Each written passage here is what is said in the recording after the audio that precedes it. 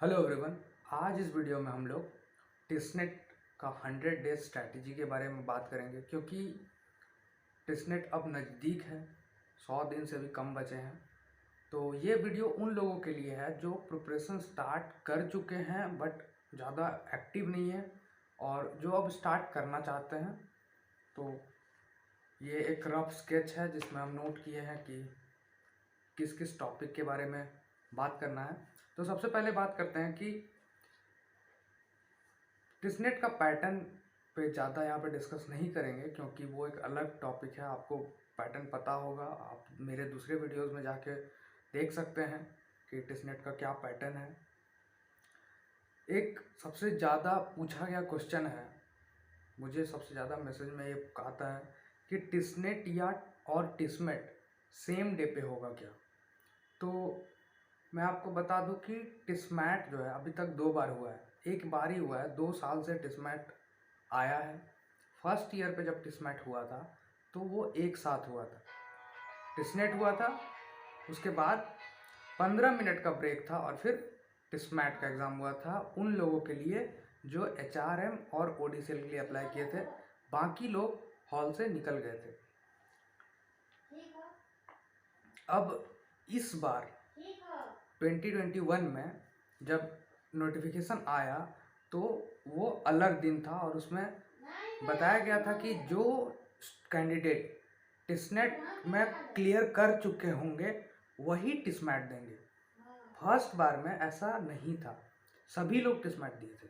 But second बार में 2021 में ये कहा गया कि जो स्टूडेंट टिस्नेट क्लियर करेंगे बस वही टिस्मैट देंगे। अब नेक्स्ट नोटिफिकेशन से ही पता चलेगा कि टिस्मैट कैसा होगा, अलग दिन होगा या नहीं। तो ये सब अभी तक कुछ क्लियर नहीं है, बट आई होप कि जैसा 2021 में था, जो टिस्नेट क्लियर कर चुके होंगे उनको ही टिस्मैट देना है, और वो अलग दिन होगा, उसके लिए प्रिपेयर का टाइम भी रहता है और अलग से एडमिट कार्ड, अलग से एग्ज़ाम होता है। इसके बाद है कि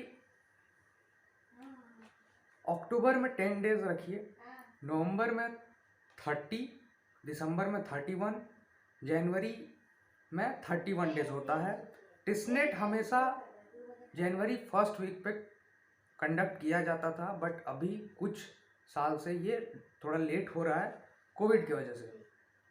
तो हम लोग अक्टूबर 10 डेज, नवंबर 30 डेज, दिसंबर 31 डेज, जनवरी 31 डेज, टोटल हो जाता है हमारा 102 डेज।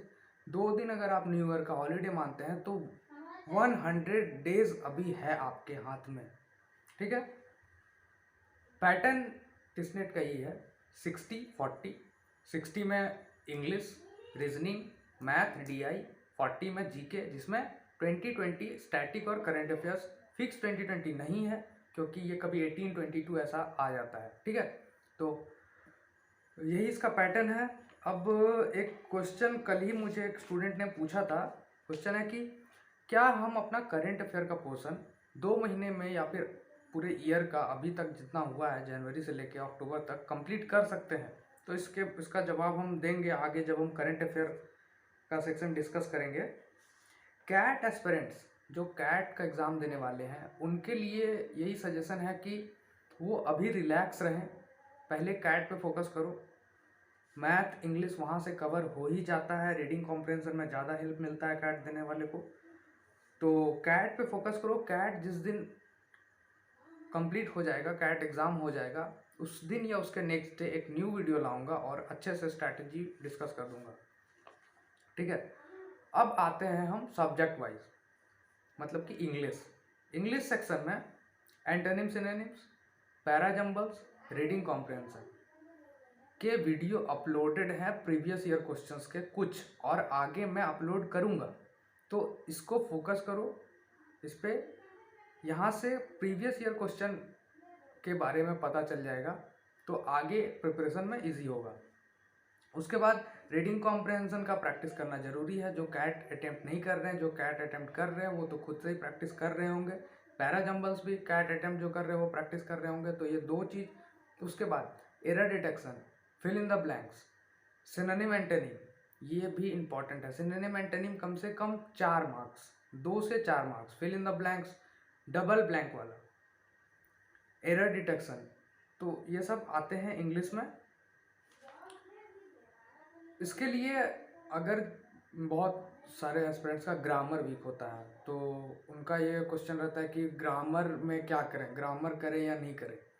तो अभी टेंस पढ़ना स्टार्ट करेंगे तो सही नहीं होगा, तो अभी फोकस करो कि प्रीवियस ईयर क्वेश्चन उठाओ, जो भी नहीं हो रहा है तो उसको जल्द कम समय में हम कैसे सीख सकते हैं वो फाइंड आउट करो और कोशिश करो, क्योंकि अभी ग्रामर का टेंस प्रीपोजिशन पढ़ना पॉसिबल नहीं है उतना रूल्स के साथ।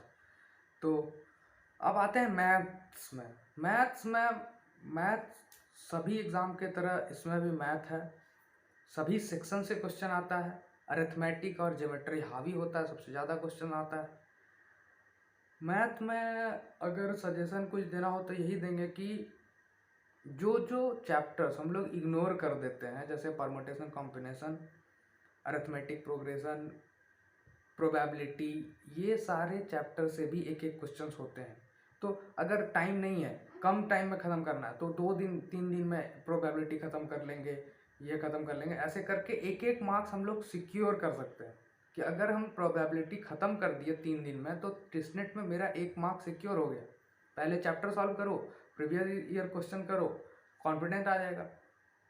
ठीक है, अब आते हैं रीजनिंग में नॉर्मल रीजनिंग होता है, सिटिंग अरेंजमेंट, डायरेक्शन, एज, ये सबसे क्वेश्चन ज़्यादा देखा गया है।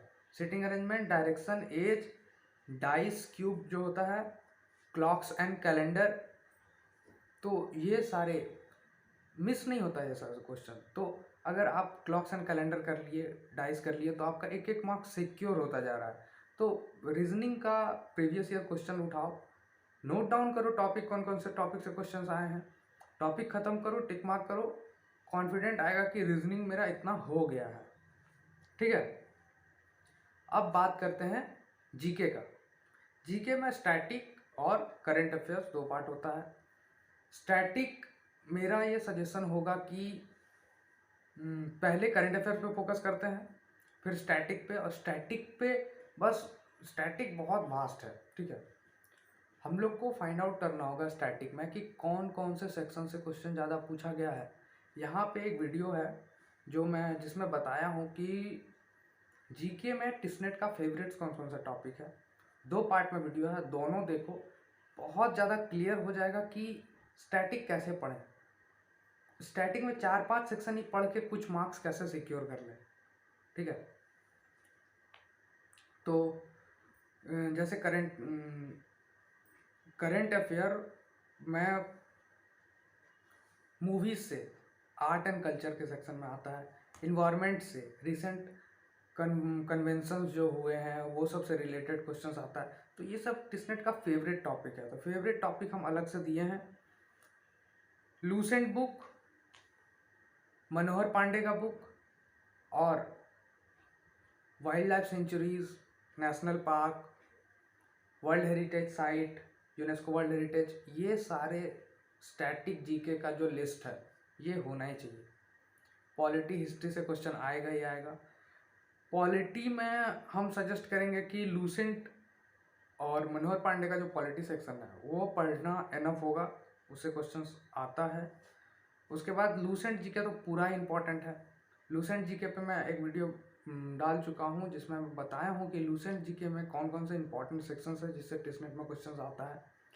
तो ये सारा फॉलो करना है। अभी अक्टूबर, नवंबर, दिसंबर, जनवरी, हम लोग हमेशा लास्ट पे रहते हैं कि लास्ट डेट में कर लेंगे। तो अभी से लेके अक्टूबर, नवंबर, दिसंबर, जनवरी में 71 डेज है। 70 डेज का 10 डेज हमको रखना चाहिए। जो अभी तक प्रिपरेशन स्टार्ट नहीं किए हैं, 10 डेज वो बस प्लानिंग करने में लगाएंगे कि आगे का 60 डेज, टोटल 71 डेज है, 70 डेज ही रखते हैं। 10 डेज वो प्लान करेंगे कि आगे का 60 डेज वो उसको कैसे करना है।